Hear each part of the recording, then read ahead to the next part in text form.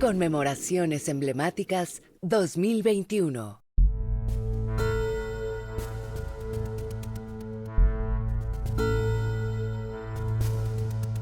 La historia ha sido escrita principalmente por hombres y en gran parte del mundo las aportaciones de las mujeres han permanecido en el anonimato.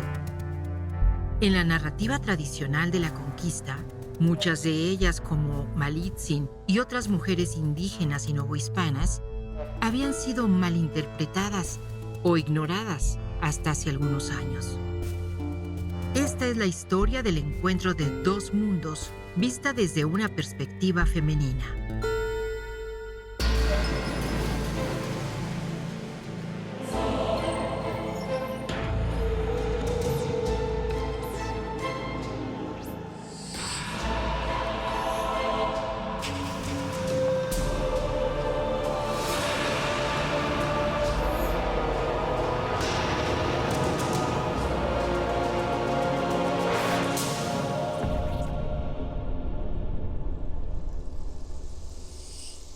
No se puede hablar de una noción universal de mujer, porque cada cultura construye una perspectiva de género a partir de sus creencias, antecedentes y sociedad.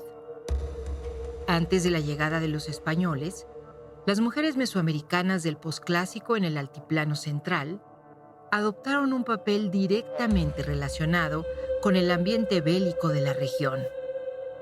En otros pueblos, como los mayas, las mujeres jugaron un rol indispensable en la nobleza, manteniendo las líneas dinásticas o participando en prácticas rituales. El rol de las mujeres, y sobre todo en este 2021, ha sido resignificado.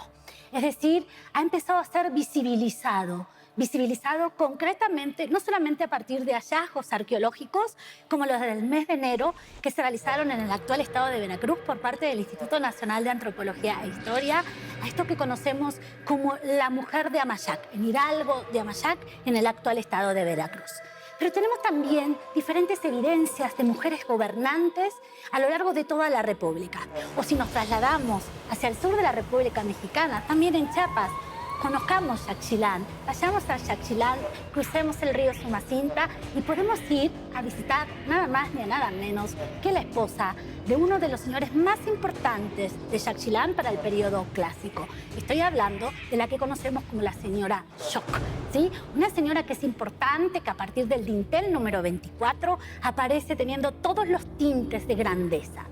Pero quiero aquí con ustedes que me acompañen a pensar el rol de las mujeres, no desde la perspectiva europea o occidental, sino pensar en esas mujeres de ese mundo mesoamericano, que es como lo hemos llamado, a partir no solamente de la evidencia arqueológica, sino también de un rico corpus documental. Cuando nos referimos a las mujeres nahuas del posclásico tardío, tenemos aquí una serie de mujeres esenciales, básicas. ¿Cuál es la propuesta que tenemos por parte del instituto? ¿Podemos seguir reduciéndolas desde el punto de vista doméstico, meramente como madres de, esposas de? No. Creemos que ese camino ya ha sido transitado de manera realmente elocuente, de manera exquisita, pero hoy las nuevas investigaciones nos acercan a interpelar al corpus documental de lo que conocemos como los códices, Huamostli, en náhuatl, esta documentación tan rica que tenemos, vuelvo a decir, del periodo novohispano, porque para la Cuenca de México ninguno de los códices prehispánicos sobrevivieron. ¿Qué tenemos en el registro ahí? Tenemos personajes tan significativos como nada más ni nada menos que Ilancuey, la mujer esposa de Acamapixtli, el primer güey tlatoani de México Tenochtitlan. Sabemos que esta figura tan básica y esencial no solamente es la que permite llevar a cabo una alianza política que va a darle un estatus y legitimar ese lugar a Acamapixtli cuando se instale en Ciudad de México, o mejor dicho, en México Tenochtitlan. Es Ilancuey la que nos da todas las herramientas legitimadoras. Pero en las crónicas, en las historias generales, ¿cómo aparece esta mujer tan maravillosa? Primero, que no aparece claramente identificada si es la esposa, si va a ser la hermana, si va a ser la nuera, si va a ser la suegra de otra mujer, Atotostli. Es decir, acá tendríamos un binomio muy interesante, metáforas de poder, mujeres que están creando linajes que legitiman el poder. Esta dicotomía es sumamente interesante porque si nos trasladamos a otra parte del sur de la Cuenca de México, específicamente a Chalco, encontramos otra referencia del Ancuel, pero es un hombre, ¿sí? Es un hombre, no es una mujer. Quizás esta posibilidad que aparezca denominado o denominada Ilancuel como hombre es porque sí las fuentes coinciden en describirla como una mujer que no pudo tener hijos. Entonces, tal vez esta característica de no poder reproducir, no poder dar ese linaje, es donde aparece nominada como un hombre. Pero, sin embargo, también tenemos otro tipo de información donde Ilancuel más no puede tener hijos, pero lleva a cabo un rito esencial. Es pasar entre sus piernas a un bebé, quizás hijo de Acamapistli con otra mujer, con otra de las alianzas que estableció, y al pasarlo entre sus piernas se convierte en madre. Esto es un fenómeno muy interesante, muy importante, porque eso nos permite observar a las mujeres, no solamente, o como habían sido reducidas, como las parejas de, sino como las fundadoras de los linajes de poder hasta la llegada de Cortés y su hueste. Sí, desde el punto de vista mexica y en realidad en el mundo mesoamericano, bajo esta concepción dual de lo frío y lo caliente, femenino, masculino, etc., el caso de las mujeres se consideraba, por ejemplo, que un guerrero, si iba a ir a la batalla, no era recomendable que tuviera relaciones con alguna mujer, ya que dado el concepto y la cosmovisión mesoamericana, la mujer podría enfriar al guerrero y toda su valentía y el aspecto aguerrido. Entonces, en ocasiones, desde el punto de vista simbólico, podría suceder, por ejemplo, como en el caso de la batalla cuando Axayácatl invade Tlatelolco, el señor de Tlatelolco manda mujeres probablemente con ese fin. Pero también aclarando, las mujeres en términos operativos en el mundo mesoamericano, o por lo menos en el mundo mexica más bien, no tenían un papel operativo en la guerra, más allá de la cuestión de la cosmovisión y su vinculación incluso a veces con el parto. A la hora de la guerra real, de la operatividad, del combate, no eran combatientes como tal, salvo en casos particulares cuando las tropas regulares eran superadas, entonces no solamente mujeres, sino niños y cualquier otro tipo de individuo podía entrar al combate.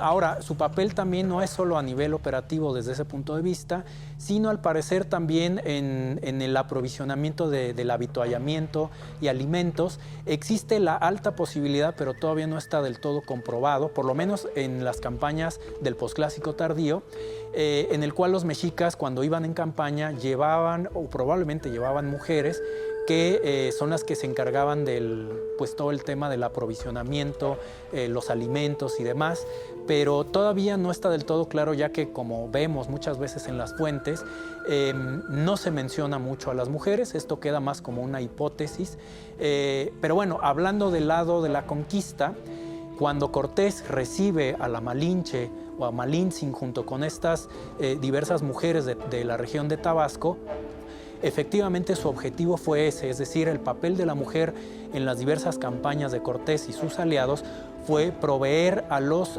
hispanos y a los indígenas de alimentos, de cocinar. Evidentemente eso incluye saber qué tipo de productos eran los más convenientes.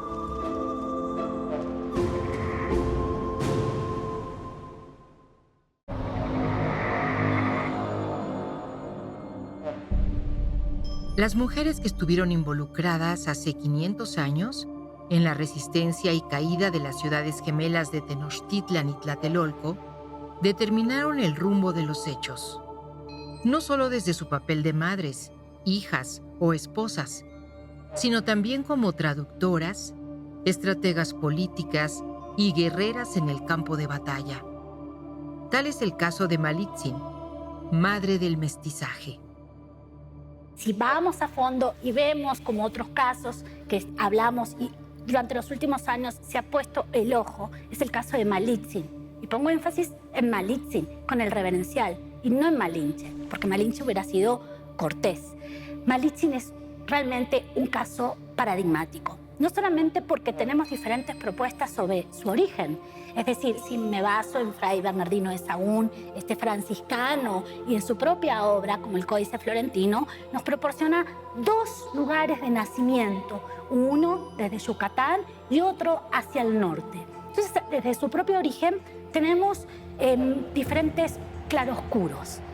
Sin embargo, lo que sí sabemos es que ya Cortés, al entrar a territorio mesoamericano, puntualmente en lo que hoy conocemos como el estado de Tabasco, en el territorio de Centla, se le van a entregar una serie de mujeres. Y entre esas mujeres que se les va a entregar como bienes va a estar Malitzin, una mujer posiblemente nahuaparlante, pero que sin embargo también hablaba las lenguas como el totonaco, y posteriormente, después de estar y acompañar, lo digo curiosamente porque acompañar, esta es la línea que se ha planteado siempre en torno a Malitzin, y hoy sabemos que no, que es precisamente Malitzin la que va a abrir las puertas como mujer polisémica, como mujer políglota, pero sobre todo como mujer que entiende y es una gran estratega del poder. La historia de Malitzin previa a la conquista es muy interesante y en ella radica un punto de mucha importancia para conocer al personaje, para conocer a la Malinche. Y ese punto es que hay que entender que la Malinche, cuando salió de Painal a su pueblo, era una persona muy joven, desde luego, era una muchacha, a fuerzas hablaba popoluca. Independientemente de que su lengua materna, la lengua de su casa, fuera el náhuatl, porque sus padres eran enviados de Moctezuma a esa región cercana a Coatzacoalcos. Painala, el encuentro con Hernán Cortés. Ella inmediatamente distinguió al jefe, porque estaba acostumbrada, trató en Xicalango con el cacique, trató en Centla con el cacique, Taxcope, no conocemos las relaciones que haya tenido con Taxcope, el cacique de Centla, pero todo eso le permitía distinguir al jefe. ¿Quién era el jefe? Y probablemente lo vio en acción en la temible batalla de Centla, a partir de la independencia de México, cuando hay la necesidad de exaltar el mundo indígena, sobre todo con la representación de Tenochtitlan, y buscar la explicación de que como un puñado de 700, 500 y pico de españoles hayan vencido a todo un mundo.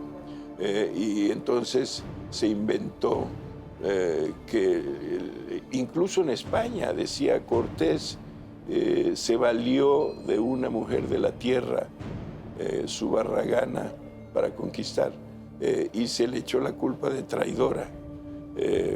Y se le imputaba el hecho de que era traidora a su patria, pero no había patria. Después se habló de que era traidora a su raza. No había raza en esa época.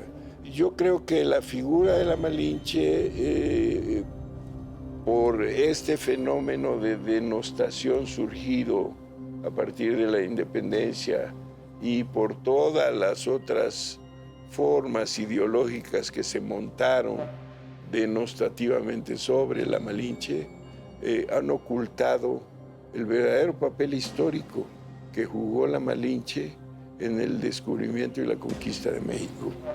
Yo creo que hay que reestudiar la figura de la Malinche y valorarla. Y un punto importantísimo de entender es la decisión que tomó la Malinche de irse del bando español. Porque, como dije antes, se pudo haber escapado, pero también se pudo haber quedado callada. Pudo no usar su conocimiento del náhuatl. Pudo no traducir de cierta forma los parlamentos que tuvo Hernán Cortés con Moctezuma con los señores de Tacuba y los señores de Texcoco. Todas las traducciones que hizo, toda la intervención diplomática que hizo y todas las otras funciones que... Porque también ella con los escuadrones indígenas, ella es la que daba las órdenes, ya aprendidas en español. ¿Quién más? Los españoles no podían. Ella daba las órdenes, decía, váyanse para acá, pónganse en fila, agrúpense acá, los de las flechas adelante, los de las lanzas, todo el aparato militar. Era por vía de la Malinche, se hacía por vía de la Malinche. Y otros muchos papeles que jugó, que hablan de la complejidad, yo diría genial, de esta mujer. Por ejemplo, una vez caída la Ciudad de México, Tenochtitlan, y que se hace surreal Hernán Cortés en Coyoacán, empiezan a llegar el tributo en oro a Coyoacán, y ella es la jefa para la fundición del oro que llega de todas partes de México. Entonces ella jugó papeles diferentes. El papel policíaco que jugó frente, si es cierto lo que dice Miralles Hostos, que es muy probable, que jugó con la tortura de Cuauhtémoc, con el oro, con la administración de los escuadrones militares, con una serie de funciones que denotan una mujer de Estado, pero una mujer de Estado embrionario, pero de una mujer de Estado embrionario en medio de un fenómeno universal único, el conocimiento de Occidente con Mesoamérica. Entonces, es una figura que estamos obligados los mexicanos a estudiar a fondo y tratar de entender su papel y su función en México.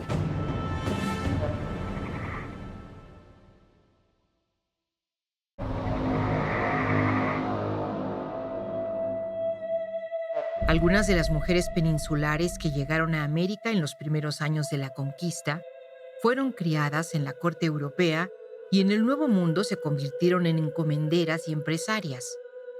Sin embargo, también hubo mujeres indígenas que jugaron un papel determinante en la recién conformada nobleza novohispana, como las hijas de Moctezuma II. Nuestra propuesta desde Lina es: dejemos de reducir las figuras de estas mujeres desde un punto de vista doméstico. Las mujeres tienen un lugar no solamente visible en este mundo mesoamericano, sino que son las que crean, fundan y legitiman esos linajes. ¿Qué sucedió? Que a lo largo del siglo XVI van a ser invisibilizadas porque aparecen como las esposas de, hijas de. Tal vez tenga que ver con el tipo de pensamiento de los hispanos que llegan a estas tierras, tras lo que conocemos y hemos discutido de manera intensa de la llamada conquista de México. Lo que sabemos de los matrimonios es que los tlatoanis o gobernantes tenían varias mujeres. En el caso de Tenochtitlan, la mujer principal de Moctezuma era una mujer del linaje de la propia ciudad, de Tenochtitlan. Esto no significa que las otras mujeres no fueran importantes, lo eran importantes para otros pueblos. Por ejemplo, otra de las mujeres de Moctezuma fue María Miahuatzotchitl, bueno, llamada María ya en la colonia, madre de Pedro Moctezuma, uno de sus hijos, y ella era originaria de Tula. Esto significa que esa mujer era muy importante para la gente de Tula. Era importante para los tenochcas, pero verdaderamente importante para la población de Tula. Yo me remontaría en cuanto al origen de la Casa Real de Tenochtitlan bueno, sabemos que su fundador fue Acamapixli, pero el señor más importante es Itzcoatl, el cuarto tlatoani de Tenochtitlan. Él parece que no le correspondía al trono, entonces hace un pacto con Moctezuma I, que es otro de los grandes tlatoques de Tenochtitlan, y los nietos de ambos son los que van a gobernar en Tenochtitlan. Es cuando se forja esta alianza entre estos dos señores gobernantes, que parece que no tenían la legitimidad suficiente ninguno de los dos, y entonces esos nietos van a gobernar en Tenochtitlan. Se impone un sistema colateral de sucesión, y son Axayácatl, Tizoc y Ahuizotl. Asayácatl es el padre de Moctezuma. Como digo, los gobernantes se casaban con varias mujeres para garantizar la sucesión y las alianzas matrimoniales. Esos hijos luego van a establecer alianzas matrimoniales con otras casas reales y a través de esos pactos, bueno, pues Tenochtitlan se va a ir haciendo fuerte. En el caso de Moctezuma, lo que sabemos, nos dice una fuente, es que su madre era de Iztapalapa, pero no sabemos el nombre de ella. Y Moctezuma tiene un hermano que también va a ser muy importante porque es el que lo va a suceder cuando Moctezuma muere, que va a ser Cuitláhuac. Y sabemos por esta fuente en particular que la madre de ambos era esta señora de Iztapalapa. Lo que sabemos es que cuando llegan los españoles, varios hijos de Moctezuma son sacados de la isla. Es el caso de Pedro Moctezuma, porque su madre era de Tula, entonces parece que se refugia en el pueblo de su madre. Pasa lo mismo con Martín Moctezuma, su madre era de Texcoco, entonces él sobrevive porque se queda en Texcoco, o el de doña Francisca, porque su madre era de Ecatepec. Los hijos de madres de Tenochtitlan, entonces se tienen que quedar en la isla con su padre. Y entonces inferimos que cuando Moctezuma está prisionero de Cortés en los palacios de Asayácatl, su padre, esos hijos y esposas viven con él en el palacio y son los que les toca vivir pues los acontecimientos más duros de la conquista, ver cómo humillan a su padre, el maltrato que le dan los españoles y finalmente la muerte del propio Moctezuma de una pedrada, pero que no muere directamente de la pedrada, sí de la herida que le causa. Entonces esos hijos están viendo cómo va a morir su padre. Y entre esos hijos podemos citar a doña Isabel Moctezuma, a su hermana Marina, que es más conocida como Leonor, porque ella se confirma y entonces recibe el nombre de Leonor, y doña María. Son de madres diferentes. Doña Isabel es madre de una señora llamada Tecalco y doña Isabel tiene también un hermano llamado Asayácatl. Asayácatl muere en la Noche Triste, en la huida de los españoles de la isla. Doña María y doña Leonor son madres de Acatlán, una señora también tenochca, y por eso, bueno, están viviendo allí en la isla. Entonces, estos hijos tienen que salir de la isla en la Noche Triste, ¿no? Una vez que muere su padre, porque los españoles están en una situación muy vulnerable. Y lo interesante aquí es saber que Cortés, del único hijo que habla, es de un tal Chimalpopoca, que no sabemos de quién era su madre, pero él estaba allí en la isla. Y no sabemos quién es su madre, de Chimalpopoca, pero aparentemente Moctezuma le pidió a Hernán Cortés que protegiera a este hijo porque era su sucesor. Doña Isabel, asesorada por sus maridos españoles, sobre todo por Juan Cano, muchos años después va a escribir varias cartas para tratar de recuperar privilegios. Y ella va a decir que Moctezuma fue el que le pidió a Cortés que la protegiera a ella y a sus dos hermanas, María y Leonor, y que por favor las sacara de la isla, las cuidara en su casa y que les enseñara la doctrina cristiana. Pero hay que tener en cuenta que esas cartas de Isabel están escritas ya en el periodo colonial, donde hay una serie de intereses. Es muy importante demostrar que ha sido bautizado para conseguir privilegios en la nueva sociedad colonial. Isabel fue una mujer muy astuta y asesorada por su marido español, Juan Cano, pues consigue varios privilegios que no tuvieron sus hermanas.